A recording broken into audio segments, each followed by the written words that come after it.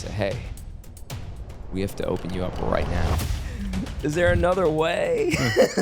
This fast-moving cyclist came off the highway, pushed me into traffic, and I got collected. I don't remember much, but it completely crushed the left side of my face. One, the most that you can spend on anyone or anything is time. Yeah, we don't get any more of it. This is the one non-renewable resource that we have. Second, health is important, but spiritual health is so important. That's the unchanging. One of the cornerstones of having a happy life is also understanding that we're part of something greater. And I knew that was like a sign. I was like, my marriage is over. You ever see something and you're just like, I know what this means. This means. And that night we had the conversation. It was really hard.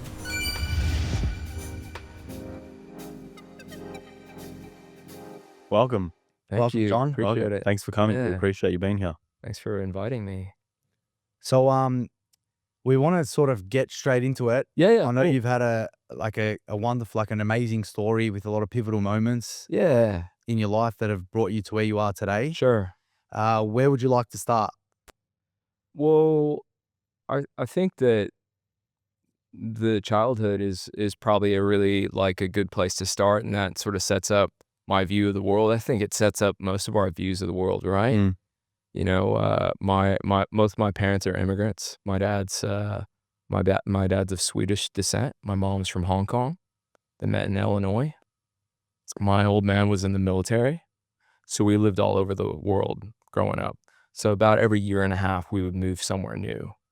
It's a very unique upbringing to have that experience because I think that you either learn to adapt like really quickly and understand where you sit and like socially, or you don't become well adjusted at all.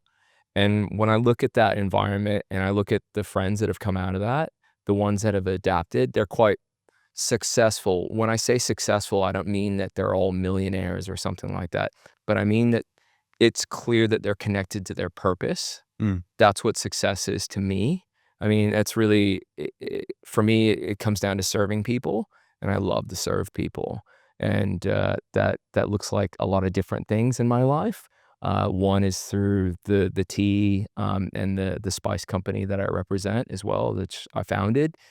And other ways is through having conversations, meaningful conversations like this, is like the ones that we've had before, and I'm sure that the ones that we'll have in the future, most like definitely. off of the mics. Yeah. So that's really what created who I am today.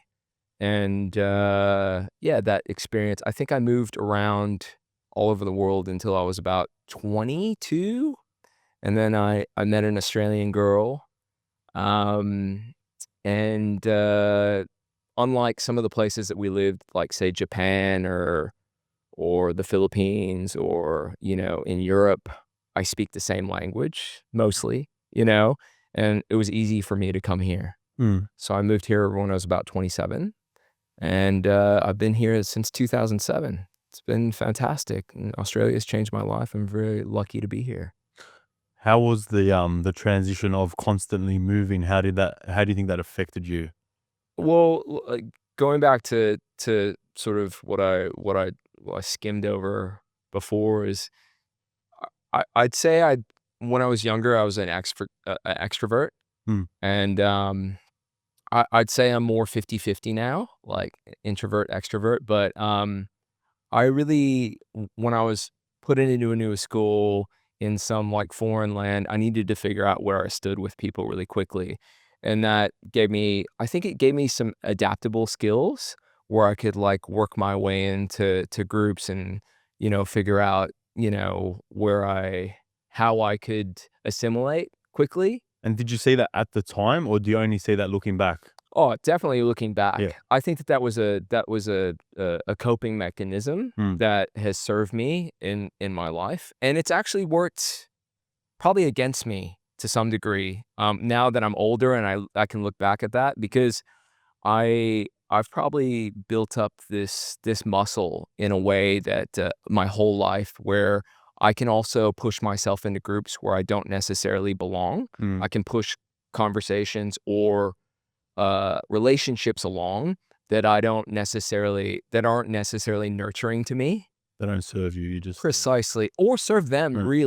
really, and then that discernment is coming now. I'm still learning that now, but I'd say that particularly the last few years, I've had a lot of a lot of injuries, a lot of health issues, and that's really put me on the path to really stop listening to this and listening to this more. Mm. Yeah, um, and and I think that also making sure that I have a grounding in like a spiritual practice and not just meditation. I mean a spiritual practice. Like that I don't know where you guys sit on the spectrum of this, but I grew up Catholic, you We're both know. Catholic too. Yeah, Yeah. I grew up Catholic and I have a lot of respect and reverence for that upbringing. But also on my mom's side, she grew up with more of a more of a Buddhist sort of upbringing as well. So I have roots in both It's cultures, awesome. and I think they're very complementary. Mm. Like Buddhism in itself, except for a few sects, is not a religion. It's a way of life.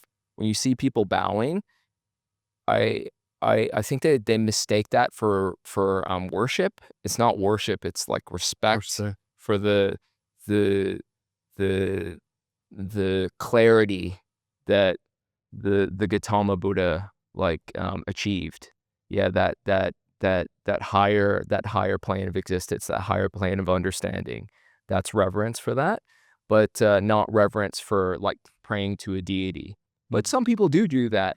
And it's interesting to have that experience now and still have that footing in both worlds, where I'm sort of going back to mass, which is really nice. It's really nice to have that and have a deeper understanding of what that means for me. And then also go to the temple and sit in that space where people are cultivating.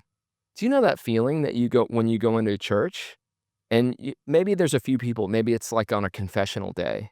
Mm. There's like a calmness in that air. Do you get Definitely. that? Yeah, for sure. Because people are cultivating that worship. They're cultivating that spirit of like gratitude and heart of Forgiveness. gratitude. Yeah, precisely. Forgiveness, yeah. Forgiveness is a beautiful Big one. one. You mentioned you getting into spirituality and not just meditation. Do you want to delve into what you mean by that a bit?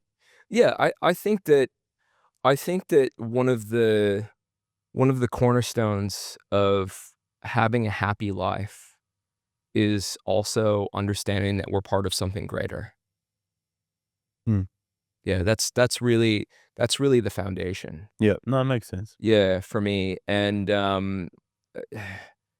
tracking back a few years, I had we can just start talking about the things that went down with me. I was getting out of my car on Nepean Highway and Beach Road, and I was parked, and this fast-moving cyclist came off the highway really quickly onto the footpath and pushed me into traffic, Oh shit. and I got collected. Oh my god. And I don't remember much, but it completely crushed the left side of my face, Shit. and I got lucky because it didn't break skin, but I was in Alfred for quite some time. This was during lockdown. Yeah, wow. And completely crushed this side of my face. They did the surgery through my mouth. That's why I don't have but this is all like carbon fiber over Oh here, my god, wow. which is pretty That's pretty intense. wild. Yeah. That really changed things for me. That really changed my perspective on a lot of things. And I think that I was continuing to, when I think about that time in my life, I was pushing the pedal on some relationships and some modes of business and living my life that weren't aligning with me really, but I had the gumption to just push through, Mm. and it wasn't really working for me. And I feel like now in retrospect, this is complete anecdote, but my heart of hearts tells me that was like the universe saying, "Hey, wake up." That's probably one of our biggest messages on this podcast so far is that everything, although when you're in something, it feels like it's the worst thing that's ever happened to you. But that's why I mentioned before, looking back, now you look at that situation and you'll say, at the time, it was such a hard thing to go through. Looking back, best thing that ever happened to you. And we've said that time and time again. And every person we have on here has the same story. And I'm getting goosebumps because it's such a great vision to be able to say, looking back, no matter what the situation is, and being able to bring that into the present moment, knowing, hey, like not to have to look back, to be here now in the present moment and say, this is shit, but this is for the best. And I'm going to look back and know this is what was meant to be. To have that attitude in the present is such a blessing. Oh, man. And, you know, I didn't quite learn my lesson at that point. Like I was in my hospital bed closing deals and stuff like that. I was like recovering. My face, I wish I have a picture somewhere, but my face had ballooned out, Oh my God. right? And it was unsightly. But yeah, I hadn't really learned my lesson, but I knew that there was something to it. I was going sort of in the wrong direction. And then 6 months later, this was during the sort of close to the end of the lockdowns. So how this correlates with my brain surgery is that I had my dad was having chemo in the States at the time. You remember you couldn't travel anywhere at the time.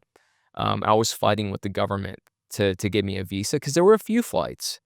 I was fighting with the government to give me a visa. Finally, after 10 times, they're like, yeah, you can go back to the States. And I went back to the States.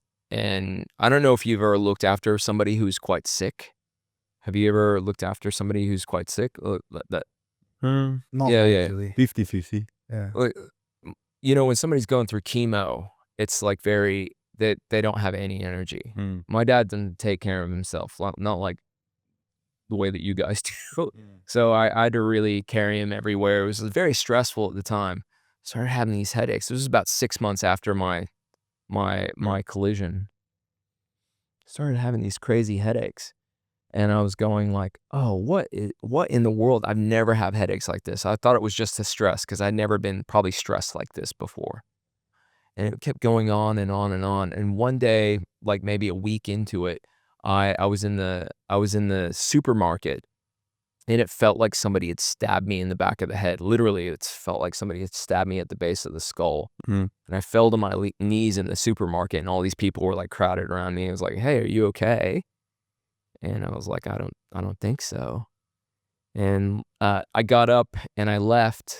I was well enough to leave, and I went home, and I had my mom. I sort of told my mom, like, look, something's not right. Can you take me to the hospital? We get there. I sort of explain my situation to the doctors. They go, like, look, you're probably having stress headaches, but we're just going to do a scan just in case. Yeah, they give me a Vicodin, and I pass out. 3 hours later, they come in like 3 lab coats, and they say, hey, we have to open you up right now. Oh my God. I'm going like, is there another way? They're like, no, not really. States? It was in the States. Yeah, it was in Atlanta. Yeah, wow. Atlanta, that's where my mom lives. Yeah. And where my dad was living at the time. They're separated. But yeah, that was really scary. That was really scary.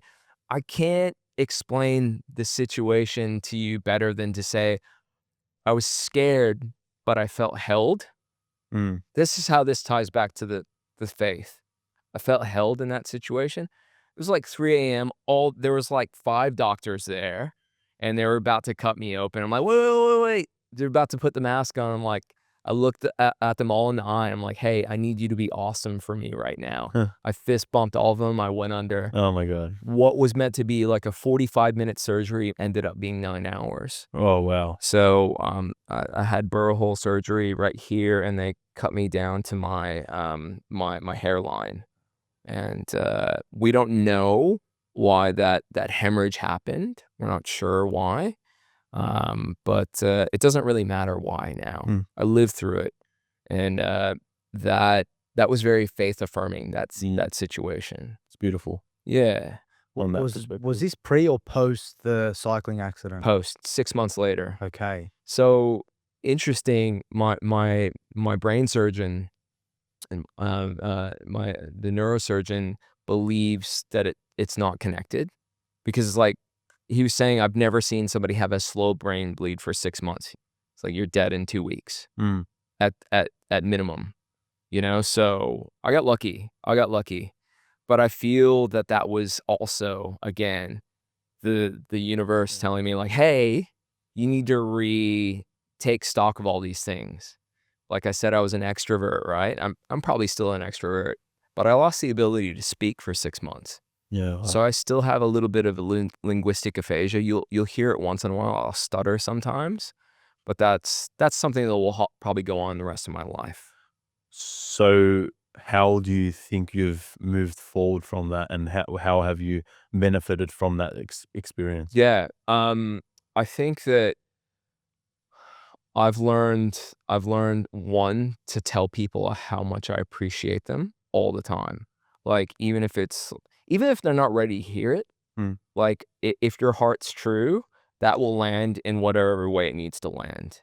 Do you know? And have like an understanding that one, the most that you can spend on anyone or anything is time.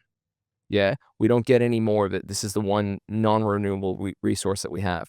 Second, health is important, but spiritual health is so important. That's the unchanging. Mm. That's the thing that's gonna take you from here to the next life. And you know, funny with the Christianity, like the Christ consciousness and my belief in that. I believe in that, but also believe in many lives on top of that as well. So I feel like, and that's an anecdote. That's something I believe inside myself. And, you know, I think that I'm continuing to cultivate that in my everyday life. I think about what I'm doing and the energy that I'm putting into things more and making sure that it's not coming from like a place of fear Mm. and always a place of love. I'm still learning. I'm still learning. I have my reptile brain that's really kicks in certain situations like we all do, but it's losing its power over Yeah. time. Yeah. It's knowing that you have that that's powerful. Knowing, being conscious enough to know that there's something else that, isn't serving you is powerful in itself. Yeah. Knowing that there's that there, and knowing when you're in that to pull yourself out of that. Sometimes that makes the spiritual side even stronger too. Yeah. As you come in and out of that sort of spiritual practice, I find every time you come back into it, you're deeper and deeper and deeper. So it's like yin and yang. Without having that other side to you, you will never further this side to you. Sure. Yeah. You need to have those obstacles Mm, to understand that what you're capable of. for sure. Isn't that amazing? You look Mm. back, like I'm interested to hear about your spiritual practices as well. You mentioned that you're both Catholic. Like, Hmm. tell me a little bit about that. What does that mean in your life? Yeah, well, something that you said earlier with the like you believe in the Christ consciousness, but also you believe in many lives. I I've believe. heard something before that sort of stuck with me, that Mm, the perspective of reincarnation, coming back many times, is one of the better perspectives to have for the ultimate experience in this experience. Does that make mm. sense? Yeah, absolutely. So it works hand in hand. I think the Christ, like for me, like the whole time you've been talking, I've just been very encapsulated by everything you're saying. I feel like we're very aligned with even like the extrovert stuff, and then balancing out to introvert, like finding a balance between those two things. But then also, just recently, like I've spoken about this in the other potties, is like I've experienced, highs and lows throughout spirituality and, Mm, everything. But there was a period where I did turn away from the Christianity that I was brought up in. And after that, I came back into spirituality, but it was very like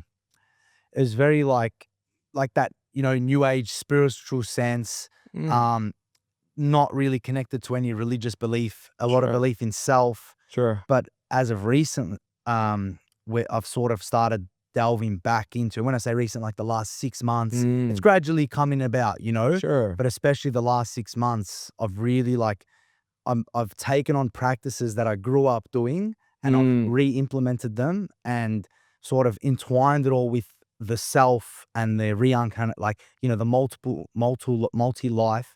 And then I've never felt better. That's you know, and beautiful. and that connection to Christ is, you know, one of the most powerful things I've got going on in my life at the moment. And it just being lost at one point and not really knowing, like I was tied between the two, and it just took Mm. one conversation. I was kind of explaining to someone that situation where sometimes I just feel a bit lost, Yeah. and they sort of said, "Why can't you just, you know, entwine the two together Yeah. and try that?" And from that, like, you know, it took practice and Mm. sort of incorporating and working it out. But ever since, it's sort of, yeah, that spiritual sense that you're talking about, that spiritual success in life, like I feel like I'm on that journey again, and Beautiful. it's on that, you know, the wind's blowing in the direction of, you know, just feeling more and more connected every day. You're feeling that love, man. Yeah, That's beautiful. for sure. That's what like everyone on planet is the same. We Mm. all want love. Yeah. We all want love. And that I think that's really usually it's not romantic. Mm. Love means a lot of things. Like, do you see me? Like do you accept me sort of thing. Yeah. It's very like really simple things, you know? For sure. And that connecting with that consciousness is so like loving and nourishing, Yeah, isn't for it? sure. And also, like, you know what's harder than actually getting love? Feeling it. Like, Oh, it's I personally, as a yeah. male, I feel like the biggest struggle is uh showing love. And when you said before, like you're on the path of, you know, really showing everyone as like the gratitude that you feel for them, or telling people even if they're not ready to hear it, that's something I struggle with. Like even still to today is showing people how much I appreciate them. Like if I'm in a meditation, I might cry over how much I've appreciated someone who has my back, for instance. But I Beautiful. struggle to show them. I struggle to show them day to day, because the day to day, you're more tied in, you're closing deals, you're having conversations, there's a lot more ego. There's a lot, like you're very encapsulated in that, you know? Sure, masculine Yeah. world, which is, you know, in order to get stronger, we have to have that softness as well. You know, Mm. it's like you won't grow unless you rest. Mm. You know, it's the yin and the yang, and that's Mm. how the Eastern philosophy fits into Christ consciousness and Christ, you know, Christ's philosophy as well. Mm. For me, when I think about, you know, what you're explaining to me, you know, talking about crying, I think crying is such a strength, particularly for men. Mm. I was in the bathhouse actually at St. Haven and having a chat with a girl, and I had just broken up with a girl that I'd been with for a while, and I started crying when we were talking together, and it was busy in there, Huh.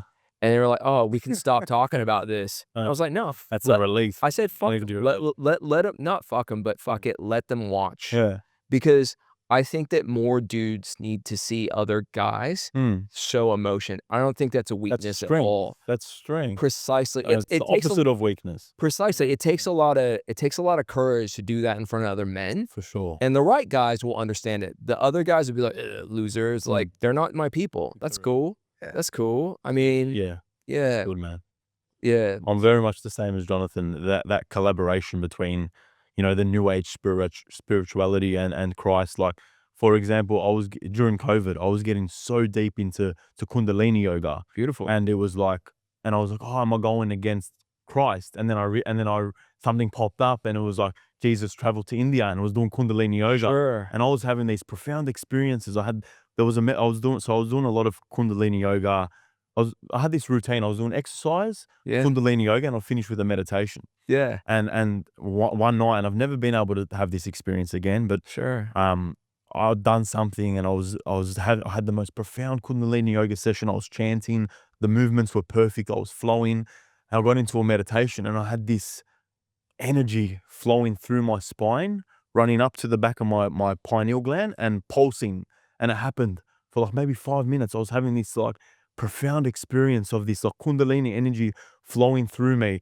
And then at that point, I was like, there's more to this. And then I think it was the next day, I saw this thing on Instagram, just a random reel where it was saying Jesus traveled to India and was doing Kundalini yoga. And I think I started crying at that point, because it was like the collaboration of two, you know, it always kind of comes back to Christ. And no matter what it was that I was doing, it was always like, even just mantras and prayers, like the raising of your vibration, and you know, whenever you're saying positive things, you're rising your vibration. I think that's what, you know, prayer is, just, you know, trying to raise your body's vibration. And yeah, just that was for me, that was probably one of the most profound experiences of my life. So and it just connected me back to Christ even more, which was pretty cool. So that's beautiful. Yeah. Thank you for sharing that. Yeah. Like it's so nice when you have those experiences that help you feel rather than like intellectually like process it. Because when you feel it, so much is in your body, right? I think that we're still on a flat earth when it comes to science. I think that we're like, we know nothing, right? We're only sort of learning about the biological significance of things like not interracial, but intergenerational trauma. You know, like, I don't know, if one of your grandparents lived through World War I and a mortar shell went off next to them, maybe now that expresses in your genes because loud noises like really set you off, you know? And that's something that a gene that's been activated since the 1900s. You know, that's so amazing. We don't know anything, but we know what we can feel. What's real is what you feel. And that's so I love that we're moving to this place because I think that I do feel like people sense that there's something more to all of this and they don't know where it's at. They don't know how to integrate it into their lives. And just like we're talking about our own paths. Like I had my own path to integrate these things into my life. I learned these things when I was younger and I'm coming back to them now. And it's a beautiful thing for me, but I think that it's really important that we start speaking up and showing those emotions. I mean, I'm not telling you to do anything, but for me, I'm trying my best to be the example that I want to see in the world because I don't know if you've noticed this, but all over the world, like I travel quite a bit since the lockdowns, there's a heaviness. There's a layer everywhere that I go. It's like a malaise. This feeling that something's amiss. Something's like, like people have, it's not quite a melancholy, but it's something more. And I think that connection to purpose or spirituality is really going to help with that. I don't know, Jonathan, if you watched that video that I sent to you. Halfway, Yeah, cool. or even maybe a third of the way through. Do you guys know? Hero's journey. Yeah, the hero's journey. Have you heard much about the hero's? I haven't at all. Enough. So Joseph Campbell's hero's journey is one that really like spoke to me for a long time, and I do believe in that. I do believe that things come up in your life like challenges, calls to action that you can't ignore, and I think that the grounding in spirituality helps me, and the grounding in meditation as well separately also helps me because we all have a compass in our chest, right? And it's covered by our fears, other people's fears, other people's opinions and things like that. And we need to uncover all that bullshit to look at what the true north is. And the true north is that purpose, that connection to purpose. When I go back to Christ consciousness, I was thinking about, have you guys ever seen The Passion of the Christ? Have you ever seen that movie? A long time ago. Yeah. That's a beautiful film. I think it's a beautiful film. That there's one particular scene, I'm sort of paraphrasing here, that he's with Pontius Pilate about to be like close to being crucified. And he was saying, Pontius Pilate was talking to Jesus and saying, hey, I know your voice. I know your voice. I don't know why, but I know your voice, sort of.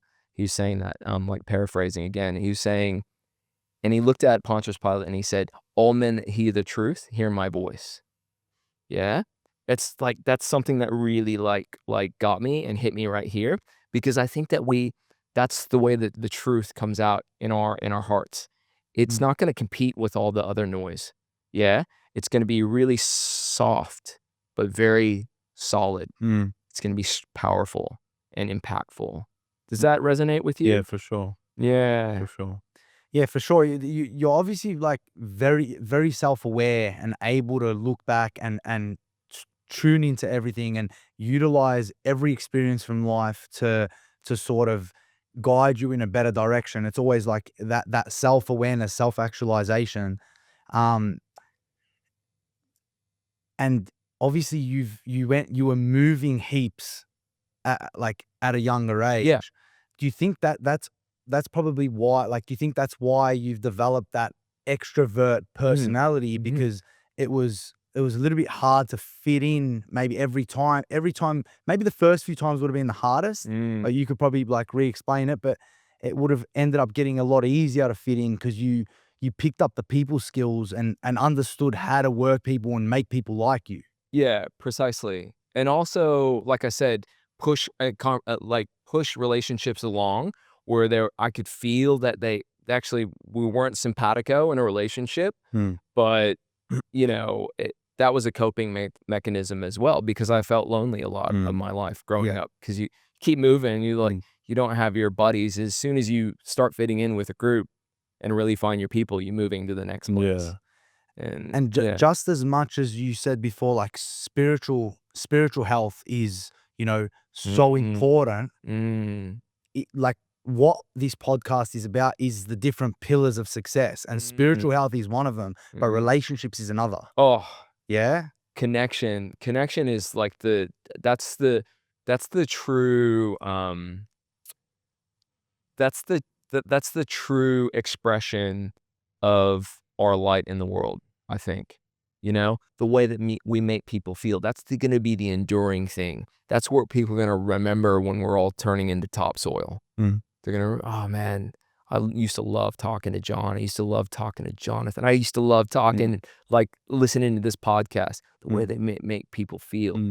And that's like, I realize it's something, it's really an interesting one for me because I've been diving into that for myself and going like, okay, actually what I think part of my purpose is, and that how that expresses through chai and other things that I do in my life is that there's actually a part of me in my purpose that wants to be nurturing, almost like mothering in a way. And I'm looking to express that in different ways. And that's why I've gone into this business that, it's resonating with people, and I feel really lucky. I'm learning that luck, but I feel like very connected to that, what we're doing there. I'm gonna like take it a little bit deeper. Yeah, go on. How do you or how do you think that like that trait has come about of wanting to be overly nurturing? Like, do you think it's something to do with, because everything that we are today is kind of, it stems back to, as you said, even like in our, our past lives or our like intergenerational, but like for you, let's not go intergenerational, probably in your childhood, the moving, the pivotal moments that you've mentioned. Do you think it's something like that? Or 100%. That's part of it. 100%. So, my parents are lovely people. They're great. They grew up in very, very separate cultures. The Swedes are very stoic, sort of look after yourself sort of thing. I'll pay for my part, you pay for your part. That doesn't really resonate with me. I'm more like the Chinese part where it's like, have you eaten yet? I got you covered. Can I feed you sort of thing? It's like sharing of yourself, right? I think that it would have been stressful, not just for me, but for my whole family making those moves all the time. So the dynamic in the house was that it's a good pickup because the dynamic in my house is that my father was incredibly stoic, and unfortunately for him, he's maintained that sort of like that toxic masculinity paradigm. Not that he was a bad man or anything like that. That whole, it's not okay to show the continuum of your emotions unless it's like anger or like frustration and something or when you're drunk. Yeah. So heartbreaking. You're conscious enough to know that he's got that from his upbringing. He's got that from his upbringing. Also, my dad had a hard life. He grew up pretty poor, and his dad left when he was young. So he was the oldest child, and he went to work when he was a really young kid to help put food on the table. He's like very honorable man. So that served him. He had to be like that to be the man of the house, and it probably served him. Thank you for saying that. You're absolutely right. That served him. That like massive emotional like cutoff as well. Yeah. It saved him. And this being that nurturing, that like really developing that served me as well. So it's a great pickup. And you said he was in the military as well. He was in the military. That's like they ingrain, Oh, yeah. that into the males. My father was from the military as well. He was part of a militia back in his hometown, and Mhm. he was held hostage Whoa. for like 6 months. And so like it's I can understand that it's a very masculinity sort of dominant character. Mm. But like, yeah, it serves them, but also sometimes I feel like that is a safety mechanism in itself. Like that is what a male is meant to be doing to provide and protect for his family, because Sure. that's evolution. Like back in the days, it wasn't as safe as it is here in Victoria, Australia. Sure. So Yeah, you had to be absolutely. on the back foot. You had to protect your family. You got young kids. You got a wife. You're the person that has to fight for them. So Mm. as a male, I feel like that's why we naturally have that stress mechanism. We're always like us three would be always battling against it. That's why we Mm. do the yoga. It's why we're always looking for better things, or little practices and habits that are going to help us feel, more nurturing, because we're trying to fight. Not Oh. fight, but we're sort of fighting what we naturally would have been. Precisely, I that feel like paradigm. conscious ego is the best. Oh. Some people are so against ego, or some people are all for it. I think the happy medium is just conscious ego, knowing when, knowing how, using it to your advantage. I Mm. think when it's used as a tool, Mm. it's a beautiful, perfect masculine thing. I Mm. think when it's abused, then it becomes toxic. So it's about having that balance. I wasn't always great at managing it. Mm. Like, we lived, when I was in high school, we lived in Okinawa, which is an awesome place to be a teenager. Where's that? Sorry. Okinawa is the bottom of the Japanese archipelago. Oh, wow. So the southernmost island. That's crazy. So fun to live there. I was having the best time. But then my dad got stationed in Alabama, which was not so cool. Which is a highly polarized society. It's very defined black and white, and here I am looking the way that I do. And it was like, yeah, I made a lot of friends, but at the same time, I had to defend myself a lot. Like, I'm not some tough guy, but I can't even tell you, and I don't want this to sound like, all machismo, but I can't tell you how many fistfights I've been in. I can't, like, so many, Mm. because I had to defend myself all the time, and it was like it was so draining, Mm. you know? Have you ever had somebody put you in the box all the time? They're always wrong, you know? Or What do you mean by that? Sorry. just make a snap decision on who you are and what you are based upon maybe not a cursory understanding of your life. Mm. Yeah? And, How old were you at the time of Alabama, though? I was, 16. 16. This prime, like, Yeah, angry prime. times, I was listening to punk rock all the time and just, like, I was a surfer growing up, so, obviously, you can't surf in the middle of Alabama, so, I had no healthy outlets, so I was using my favorite high school inhalant, yeah, marijuana a lot, and, yeah, it was just, it was an interesting time, but looking back on that now, that also set me up for success because it made me to learn when to stick up for myself. It taught me to when to walk away, you Mm. know? But that took some time because you're young, so you're testing your boundaries a Mm. little bit. That was an interesting time in my life. You want to get into the relationship? Yeah, absolutely. Um, you know, I sent this text message to you. It's like, my divorce showed me what true love is. And, I met this beautiful girl, like lovely, lovely girl, very effervescent, she's one of those people, and still to this day, she'll walk in a room, everyone will notice her, not just because she's beautiful, it's just the energy she has. It's very lovely and warm.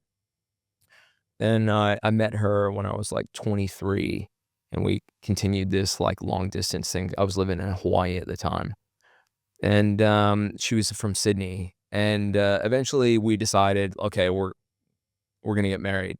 She was gonna move to the States, um, and this is just a few years before the global financial crisis, and And I just had a feeling. I came to visit Melbourne. She was going to Monash at the time. And I came to Melbourne to visit a few times, and I really liked it here. And I'd go back to the States, and I'd see how hard I had to hustle in comparison to what it seemed like. People seem more carefree here than where I was at in the States. I don't know. Have you guys spent much time in the States or working there? Only partying. Oh, man. What's good? You've seen the nice side of it. Yeah. But they squeeze it out of you in the States. They really do. I just decided before we got married, I talked to my ex and I said, why don't we just live in Australia? You know?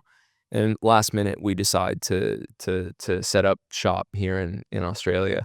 And I moved here and we lived in Toorak first and then Elsternwick after that. And anyways, fast forward a few years, we had a beautiful relationship, very, loving and thoughtful. But, we just started growing in different directions. I remember going on a business trip. We had just bought a house. And it was a bit tight at the time because we were kind of didn't overextend ourselves, but it was close. I said, look, I know we want to do all these things. She's an interior designer. Yeah. Said, hey, I know you want to do these things, but just don't pull the trigger on anything until I get back. And I remember coming home from this business trip. This is towards the end of our relationship. And there was all these tradies at my house. And I was like, oh shit. And I walked in, there was like a wall missing between my living room and the kitchen.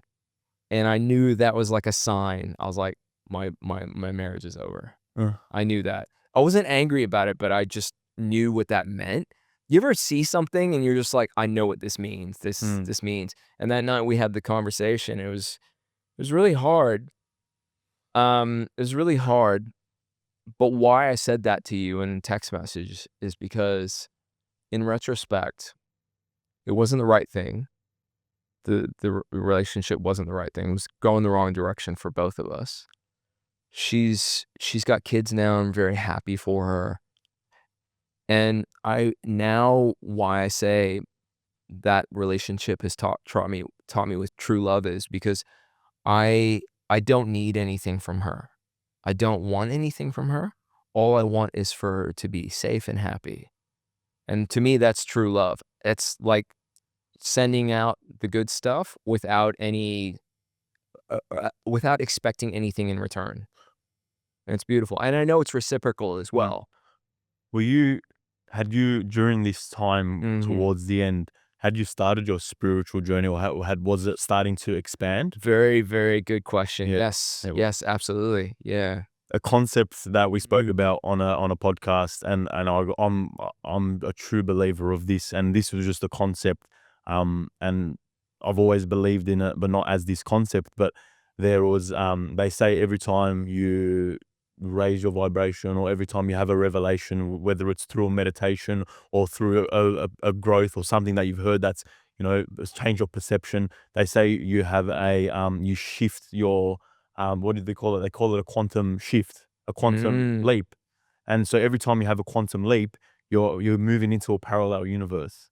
And take it with a grain of salt. So I believe in that. That's great. Do you think that you were outgrowing, and you might have, in hindsight, been in different universes, parallel universes? Do you think you had outgrown the person that she was? 100%, and vice versa. Yeah. Okay. She was going a different direction. Like, it's interesting, and there's some judgments that have gone into this with the spiritual revelations because we were going to a Taoist meditation center together, and we learned all these techniques and these we had like a initiation into that community, close to a baptism, but not quite a baptism. And things pivotally shifted from that point. Yeah, it's so interesting that you brought that up because it really reminds me of that time. Yeah. Because I realized I went to speak to the Taoist masters there. I'm like, hey, things really changed in my life.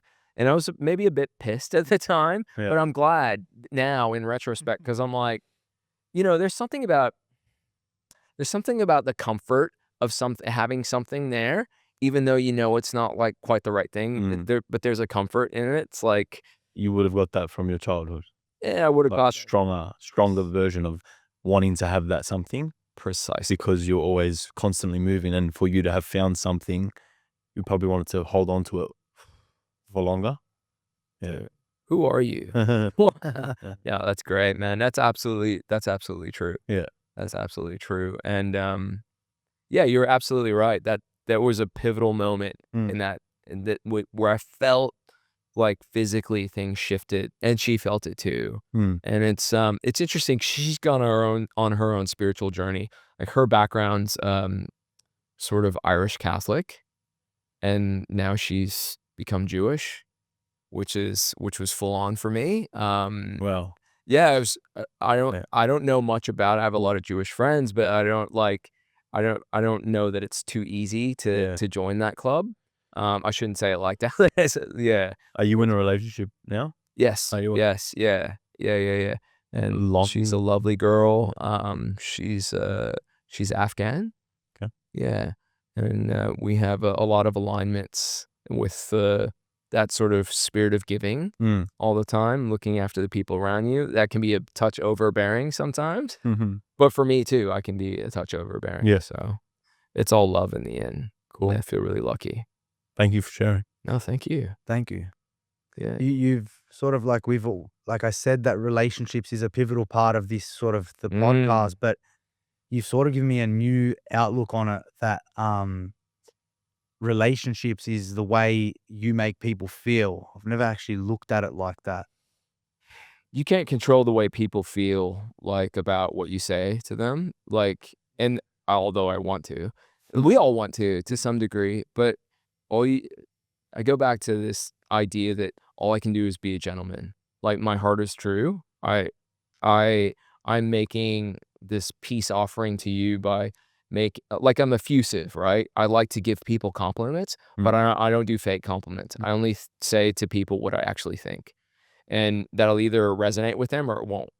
That's fine. But it Like usually will. If it's authentic, it should. precisely, Ah. precisely. It's just authentic to me. I But think, yeah, Yeah. that will fall back into the most important relationship of everyone is that relationship with yourself. oh, There's no more important relationship. So, in having that relationship with yourself, you don't care what anyone else thinks because Yeah. it's you. You care what you think, and Mm. you have that strong bound with yourself. Nothing else matters at the end of the day. We came here alone. We're going to leave alone, and I feel like Mm. be strong and true to yourself. And at the end of the day, it's amazing to have beautiful relationships and encounters with others. The Mm. most important one is the encounter with yourself. So I feel like as long as that's strong, nothing else really matters as much. You know, Yeah. knowing that you Yeah. have that, I think that's the most important relationship Self-respect and self-love. for sure. Yeah. One of the a pillar of I guess spirituality, and it seems like you have this down pat, is forgiveness. Mm. And I know of a lot of people around me that struggle with forgiveness. Sure. And my advice is always like, you're not forgiving anyone else for them. It's not for them. It's a selfish thing to forgive. Mm. The only person that you're setting free when you have forgiveness is yourself.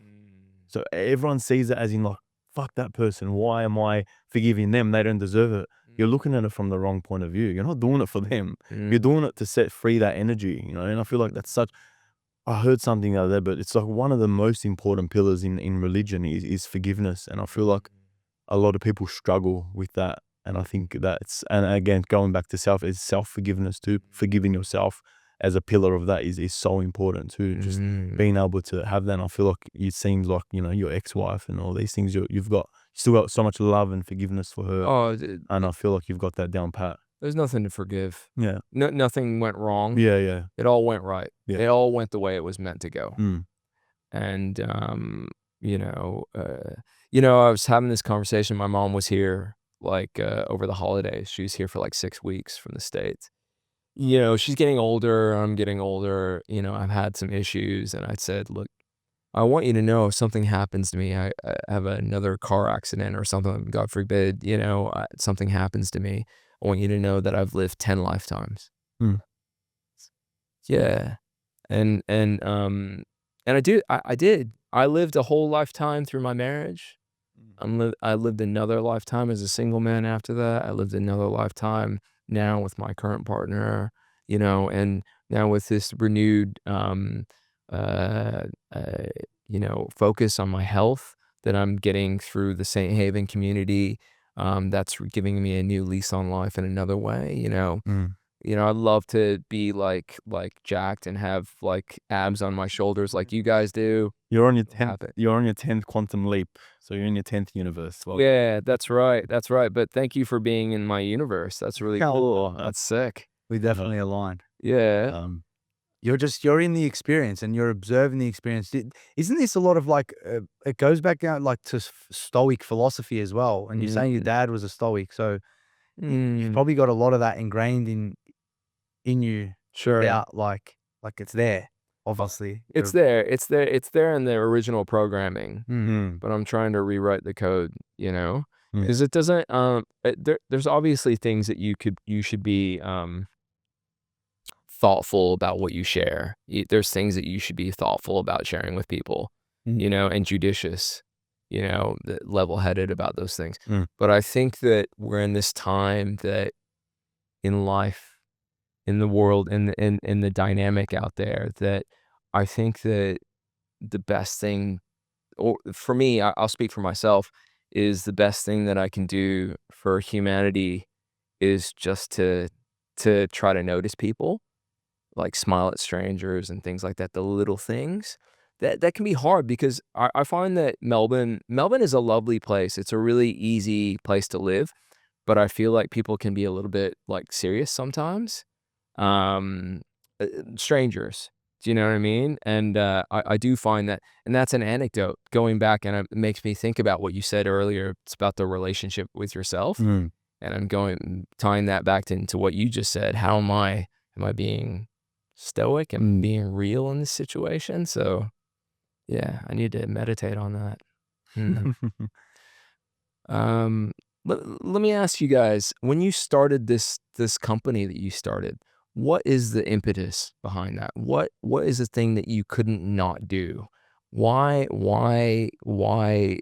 you know, release these supplements, teas to people? Mm. What gave you that connection to purpose? To help people. That's where Yeah, it all started. beautiful. Yeah, so it didn't start as a business venture. It started as a I guess we were trying to guess biohack. We were getting into supplementation. Mm, We came across the supplement Carbon 60, mm, and we loved it. We absolutely mm, loved it, and we decided to just start making it for ourselves. It was an expensive product to buy. We mm, were on it. We loved it. We felt the effects. We experimented just for ourselves in with maybe like 10 different types of carbon and different types of MCT.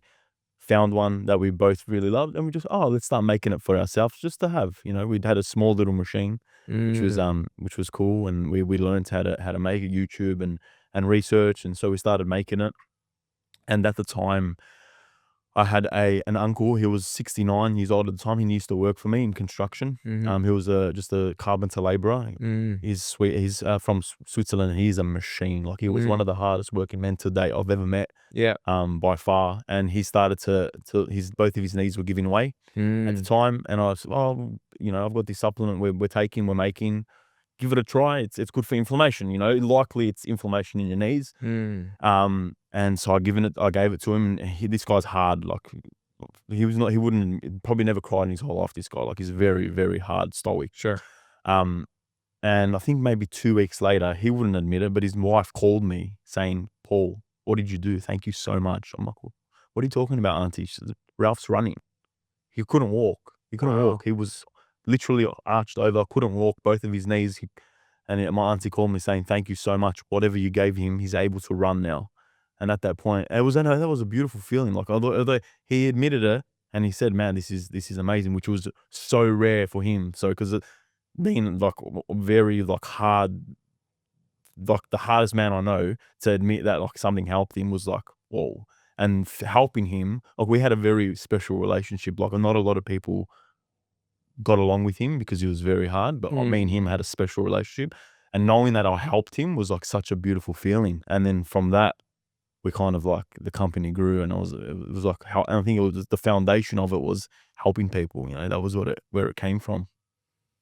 And at the time, it was like we were heading into COVID days. The streets were starting to get quiet, Mm, and like we never really fell for the narrative at like any point. So we were always like at mm, one point, early stages of it, we felt like we needed to try and help pull people out.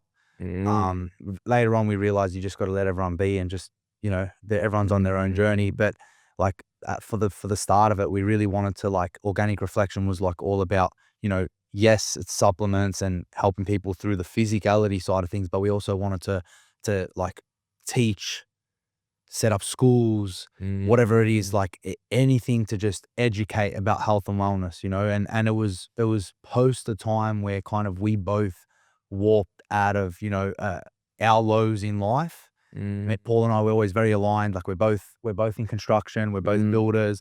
We both formed Organic Reflection together, and that alignment was always like, coming out of that, coming through into a bit of spiritual awakening times, going more and more into the health and wellness bandwagon. We felt like we could, help warp everyone out of the bubbles they're in. Like you said before, Melburnians they're great people, but everyone's kind of just they're living in the realm of Hamster fear wheel. and the hamster wheel and the matrix, and just it comes from a lot of fear, trauma, and all these things are just like words to describe energy anyway. mm. At the end of the day, like we're just describing different frequencies with words, Yeah, really. absolutely. Absolutely, 100%.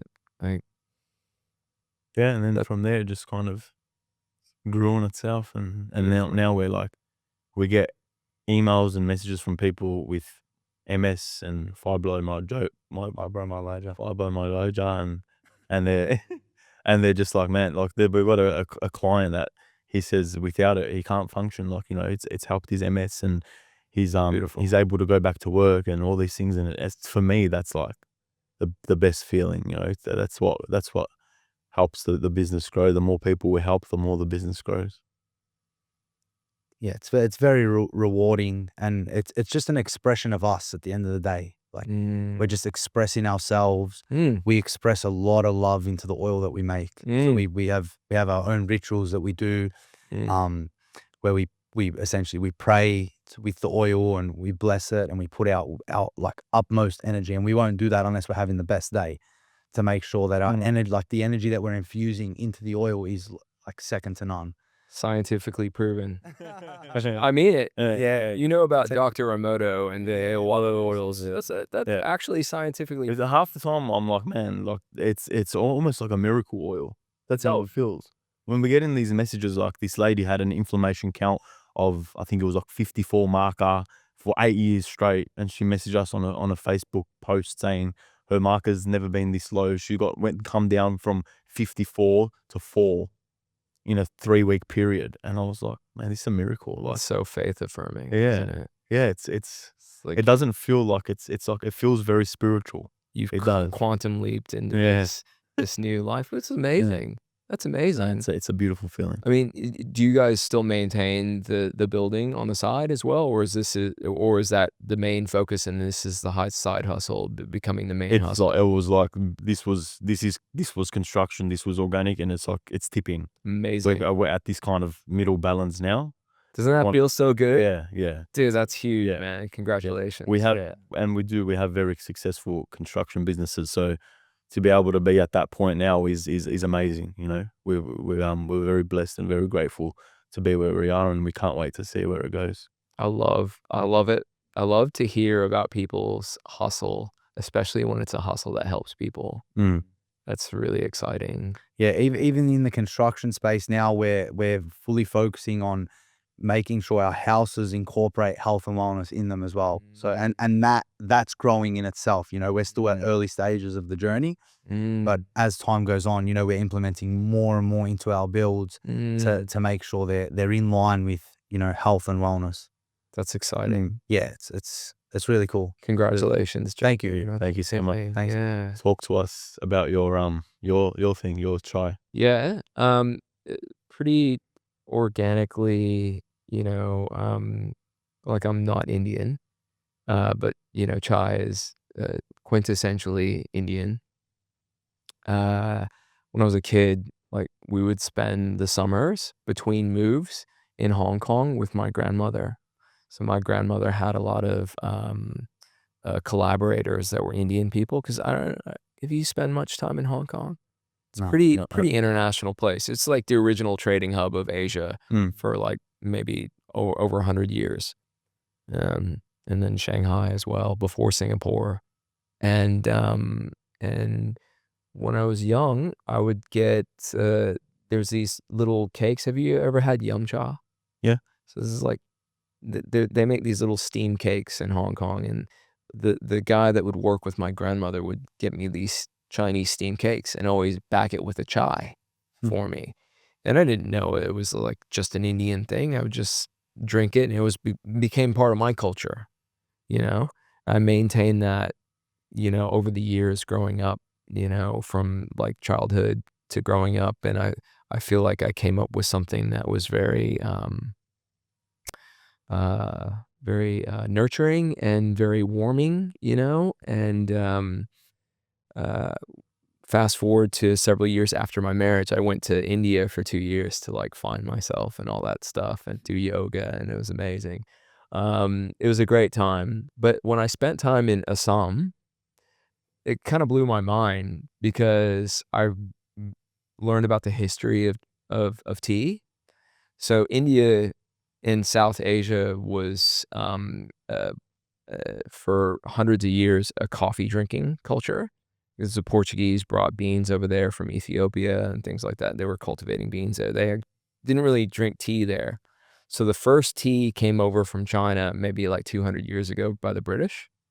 And actually, it's so interesting, the shared colonial overlay in China and India, because the British actually took over by force, military force, um, large swaths of land in India. It wasn't India before; it was like a whole bunch of city states, and because they wanted to pull tea out of China. 200 years ago, you can only get tea from China. And then they started taking over land and trying to cultivate the tea in India because they wanted to control that to Europe. It was a big dollar crop at the time.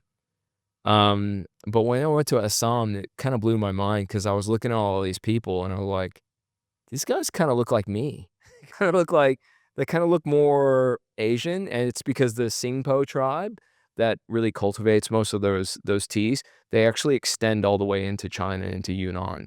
So all the way around that region. So they've been there for like hundreds of years. They didn't know they were in India. They're just like a tribe, you know? Do you have a Lebanese background? Yeah, I'm Okay. Lebanese too, yeah. So you would understand that sort of concept Yeah, of the whole tribe not really caring about state borders and things like that. Did the migration of the tribe have anything to do with the British? No. No. They were already there, but they were already cultivating. Tea wasn't really drunk in India for maybe 100 years, because the first 50 years of tea cultivation in India was like they didn't really know how to do it. They only started drinking tea in India like in a big way about 100 years ago, which is really interesting. That's pretty new. That's pretty fresh. I didn't know that. That's pretty, yeah. But that created the whole colonial overlay that's shared by China and India. Why we call why we call the chai monk's chai is because monk Bodhidharma actually brought the dharma of Buddhism into China from India. Okay, he brought that into India and settled outside of Shaolin. And a lot of people think that yoga, which is what he was doing up in the caves, is what created Shaolin Kung Fu. And the whole idea about that is why we use monk Bodhidharma is it's about the idea of sharing between cultures. Okay. Yeah. So, the Cultural Revolution happened because of that whole tea trade, because the British were selling opium into, about the Opium Wars? Have you heard about it? Yeah. So by the end of the Opium Wars, 1 in 3 Chinese adults was addicted to opium. That's like a big deal. That would implode the economy, which is what happened there. And it created paved the way for the communist regime to take over and things like that. When was this? Like what time frame? It was about 100 years ago. Wow. It's not even that long ago. It's crazy. Mhm. It's wild, right? It all happened all because of tea. All because of tea. Wow. So, yeah, that's why, I don't know much about chai. Give me like the backstory of chai, what benefits, what is yeah, it spiritual, mental, physical, tastes good. more of a taste. Yeah, why is it more of a tasting Tastes thing? really good. I think that how we differ from most of our competitors is that we have a close relationship with our farms. Like a lot of them say that. Maybe one or two actually have relationships with the farms, but most of them are dealing with associations and traders. We know our farmers directly. I go to the hills outside of Kerala. I feel good about doing that. Working with these guys, they're growing the best organic spices that I can find, and man, they taste amazing. When you walk through, have you ever walked through a cardamom forest? Exactly. Neither have I until I went up there. It's amazing. Like the Sounds like smell. something I want to do though. Oh, Uh, it's so, like, pristine and the scents, in the air, it's amazing. A lot of mosquitoes, mm, though. It's lovely, it's lovely, it's amazing, and, the stuff that I feel good about continuing the growth of the brand because I know that there's people along the supply chain that I don't see as suppliers, I see them as partners. So my success is really their success as well.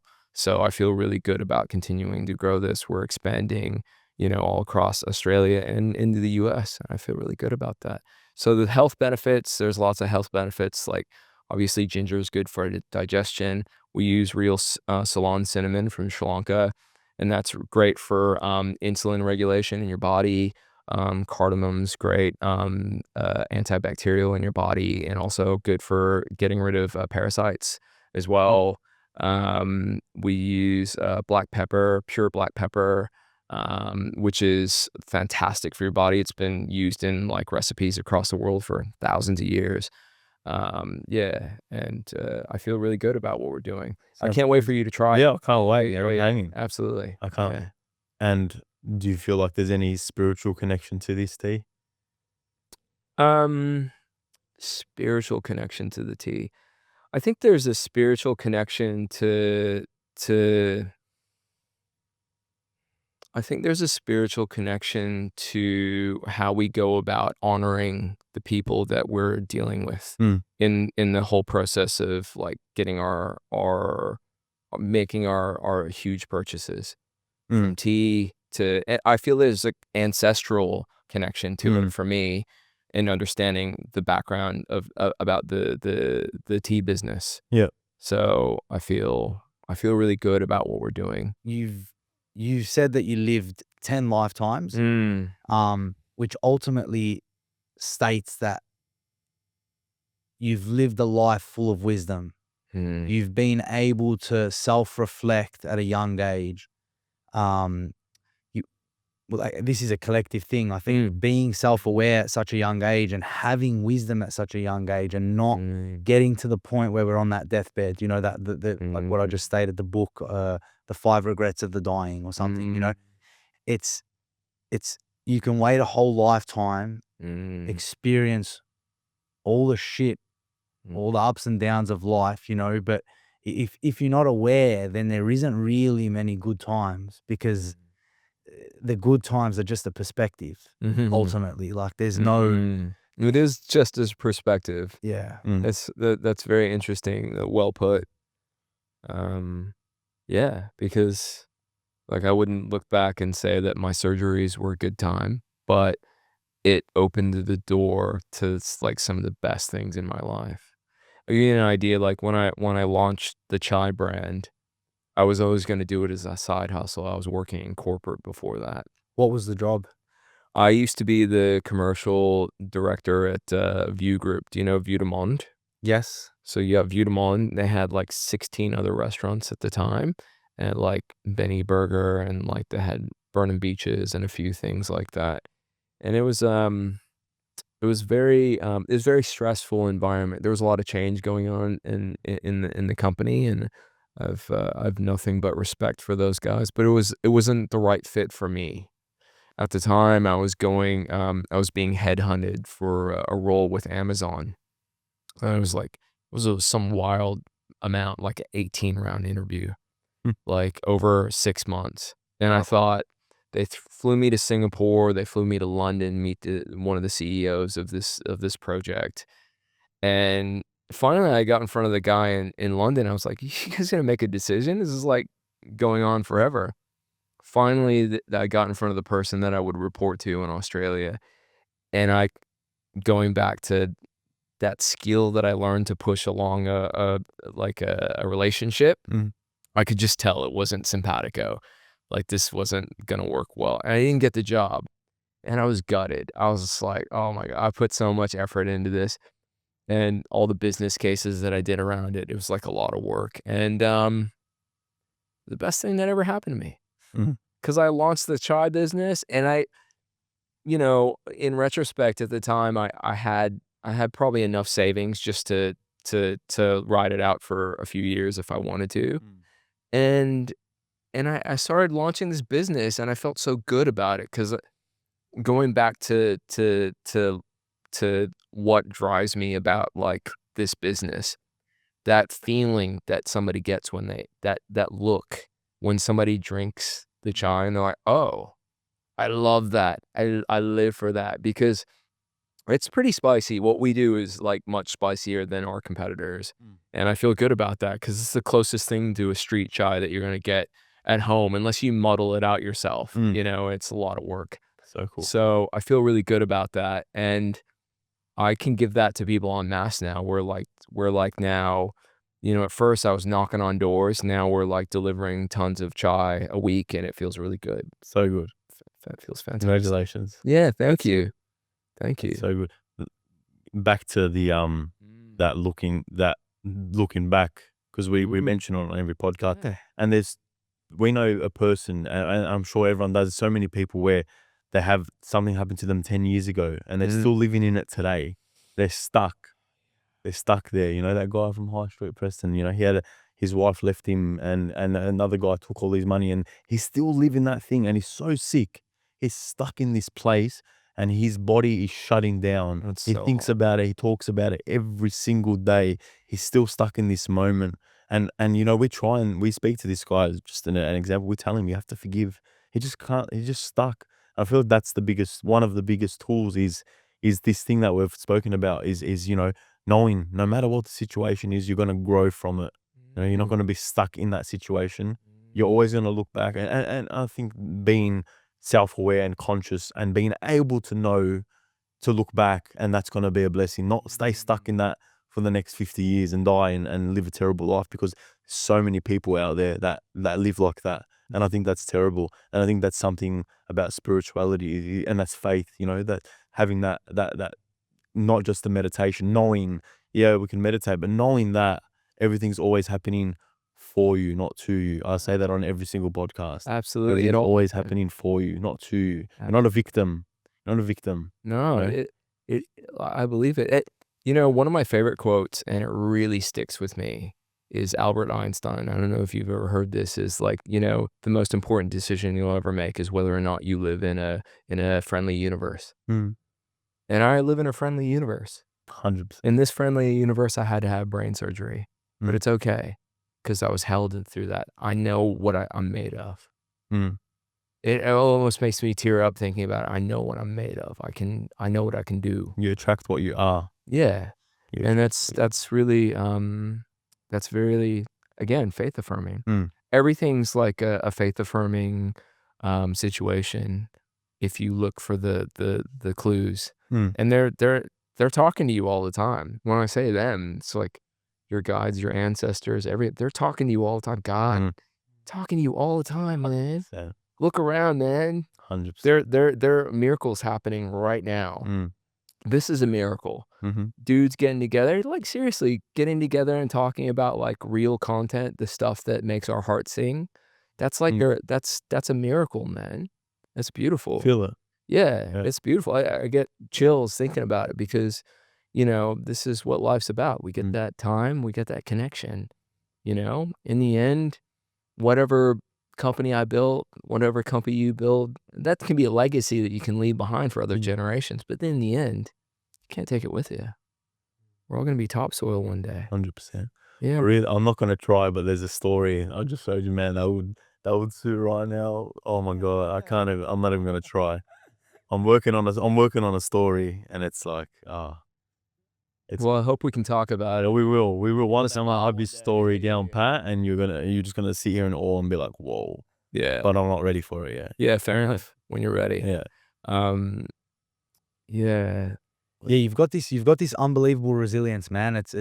And sometimes like we don't know if the harder things in life come to the more resilient, because you can have that like God, the expression of God can have that experience through you of essentially whatever it is, you know. Sure. With when you had that facial reconstruction, was there any moments afterwards where you like struggled to look in the mirror, or did still. your face change? Yeah, it did. It So did. you look, because it looks very symmetrical, You but look very handsome today. Oh, Yeah. thank you very much. Yeah, it not in ways that most people notice, but I notice it. It's my face, you know. I see it. It's like a little bit, you know, like this eye is a little bit higher than this eye now, sort of thing. Which they did an amazing job. And I remember I had the wherewithal in the ambulance to text a friend who's like a a, a, a cancer doctor here, and she, I don't know what strings she pulled, but she made sure somebody really good was looking after me.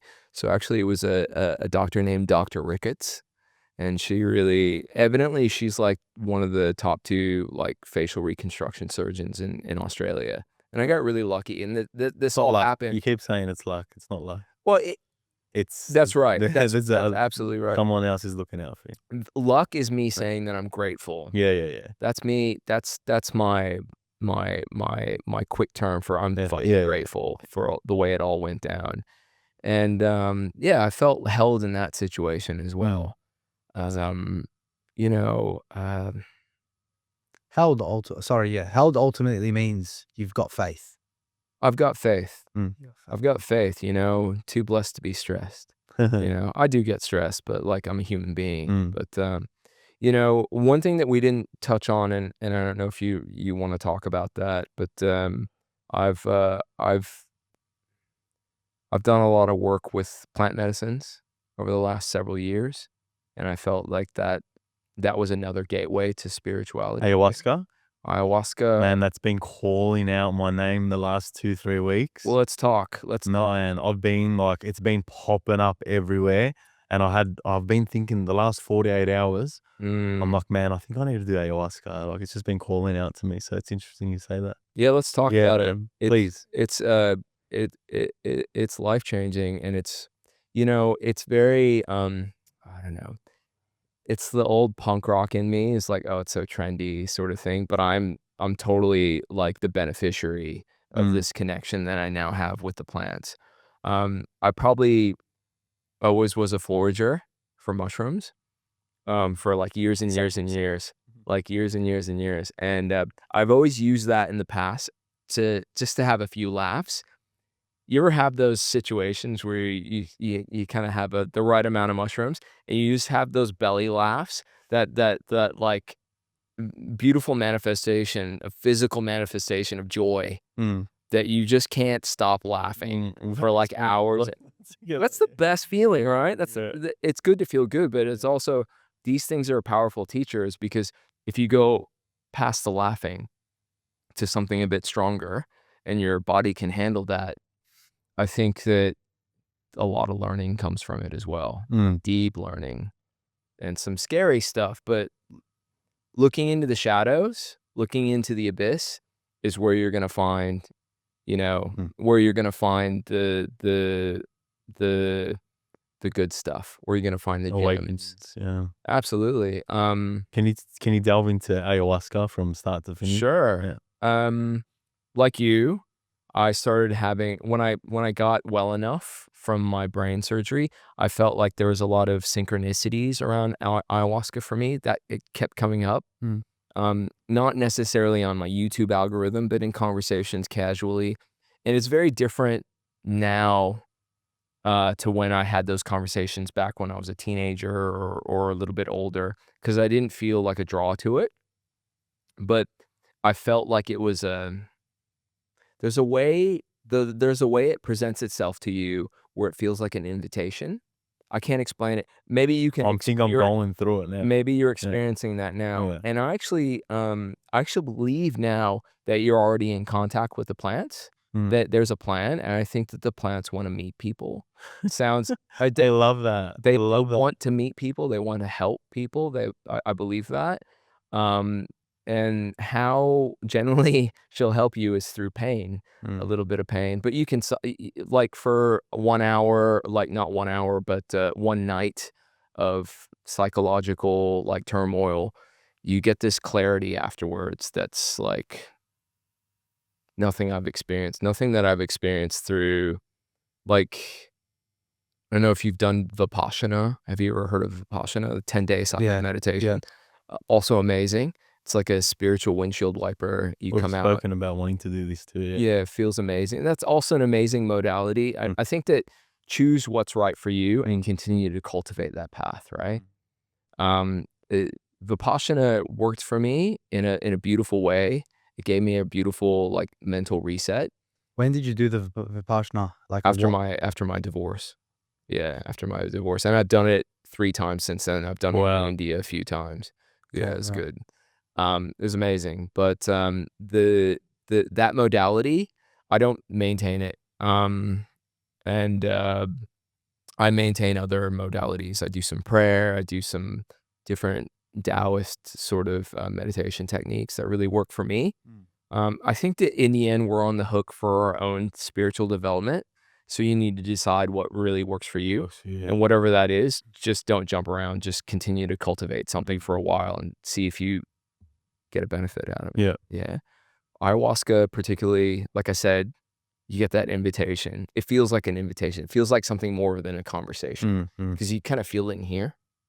Yeah. I get nervous when I think about it. That's where I'm at with it. That's Like, good. because I'm like, oh, it's coming up, and nothing's happened. I haven't even looked into it, but whenever like something happens, or I see something, or I hear something, I'm like, oh shit, it's coming up. Like, yeah. Everyone's got their anecdotes about ayahuasca that's been through the journey, but Mm. I think that with ayahuasca particularly, if you have fear, that's a good thing Mm. because that means you have respect. The ones who get, like, stomped on are the ones that go in like, "No, I got Yeah. this, like, I'm good, like, I can handle anything." Did And you, you get did you do it in, where have you done it? In Peru here, or in here? here. Yeah. Okay. Cool. So, interesting, I feel that a lot of people get stuck on the form of ayahuasca. "Oh, I need to go to a shaman in Mm. Peru," and That's what I think. But yeah. cool. I don't know though. I don't know much If about it. that really resonates with you, Yeah. my personal experience with Mm. it is that I think that ayahuasca doesn't give a shit where you're at. I don't think she cares. I think that all she cares about is that your heart is true. Yeah? Mm. That's all she cares about. And meet and work with people that you feel really confident in with. Comfortable. Yeah. I have this beautiful, like, practitioners, that I work with here, and we can talk about that off of the podcast Yeah. at some point, and, if you wanna have that journey, we can talk Yeah. about that together. Amazing. Yeah, it but I feel that connection when you mention it, Yeah. that you feel like it's something that's necessary for your path, and that's a beautiful thing, man. During ayahuasca, it's the hardest time during it. Ah, What was it? ooh, it's probably maybe I've done ayahuasca now maybe like 12 times. Yeah. So in the hardest point of The hardest in the point. middle of Yeah, that ayahuasca experience, what were you experiencing? maybe my 4th trip. Yeah. I did, it was like I was sitting over a black pool, Mm. looking down at my reflection, and I felt like I was falling into the pool. And then as I fell into the pool, the vision was that my own death and the death of, like, my mother and my father and all the people around me. And that was very, there was a lot of sorrow in that and a lot of, fear in that, but then a renewal at the end because I realized that that's just a stage. Like, I believe that we don't end. Our egos end, which is a good thing. Like, this form, this, like, physical spacesuit that we have will end, but the unending, that spirit that I'm talking about cultivating, Energy never dies. it just transforms into something else. On- And there'll be a time when we live in that realm where it all make more sense. And it's not meant to make sense completely in this life. I don't think it's meant to all make sense. But what ayahuasca can give you is like, we know there's the light spectrum, right? We can only perceive this much of the light spectrum. Maybe on ayahuasca, you can see an extra 3%. Yeah. With your third eye or your mind or your heart. And that's a gift. She's going to give you what you need, not what you want. Yes. That's the scary part of it. But you just have to surrender. Yeah. Yeah. I've been forced to surrender a lot in my life. So I found that really comforting. So Amazing. yeah. Is there any other plant medicines that you've played with around ayahuasca? Yeah, That complement? mushrooms. Oh, Mushrooms. Yeah.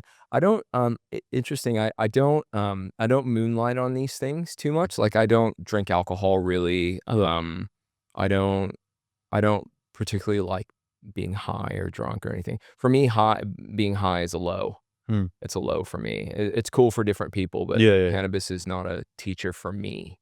You know, but yeah, those are the two main modalities. I feel a call to mescaline. I feel that's next. So I keep referring to ayahuasca as female. So that's a very female energy. It's really well known to most people, but it's a mother energy. Yeah, very mother, but also many different things. It can be, you know, like a lover energy as well. I've experienced that as well. And that's a beautiful thing as well. But I feel a call to that masculine. So the masculine plant medicines are typically known as like iboga, which is, I don't think that's calling me, but I think it's more peyote and huachuma, that sort of thing. I think that I feel called to that. Yeah, I can't explain it, but I feel like a connection to this like Southwest, like Hopi culture, Hopi Native American culture. I don't know why. I know that they've used peyote there and sweat lodges for many years. So There you go. yeah, that's going to be the next thing for me. I've got a bit of a life coach at the moment who's guiding me through all this stuff. So I know it's coming for us in the next like months to like over the next few years. Start playing around with, you know, all of these plant medicines, but very slowly getting introduced to each one and understanding and sort of warming our way into it. Sure. So really looking forward to it. But yeah, thanks for sharing that, man. Very, very grateful for today. Yeah, me too. Thank you. Before we end, I just want to sort of hit you with 3 questions. I don't know if you have anything else. I've got 100, but ran out of time. Talk about it in the spa. So just to go in chronological order, if you could whisper something to yourself before you had that the divorce, like just before the divorce, what would you tell yourself? It's all going to be okay. It's all going to be okay. It's all happening for you. Yes. And to the facial reconstruction, like just before that accident happened, if you could whisper something to yourself. Yeah. You're held. You're protected. You are held. Which you felt through the process. I did feel that through the process. I can't, like, I wasn't particularly like connected to the spirituality at the time enough in a meaningful way. But yeah. And the last one I was going to say was, what would you whisper to yourself just before, you know, you fell to your knees in that supermarket? You're not alone. It's beautiful. Yeah. And all these things are experiences that you can reflect on, and you were able to be in all those moments and grow from them, which is the most beautiful thing. Thank you for sharing your Thank your you. wisdom, your energy, and even just being here in your presence. Like every time I bump into you at Haven, there's such a strong presence, a good feeling that I get off you, and I've genuinely loved bumping into you at Haven. There's just like Amazing. such a good interaction. Same for me, man. Thank you, man. Thank you so Yeah, much. we're pals as well. I'm Like, looking forward yeah. to having Likewise. deeper chats, man. Likewise, man. Thank you so much for being interested. Yeah, being curious. All right. It's a love, man. Yeah. Lots of love. You guys too. All right, cool. Big Thank you, Royale. Alright. Thank you so much. God bless.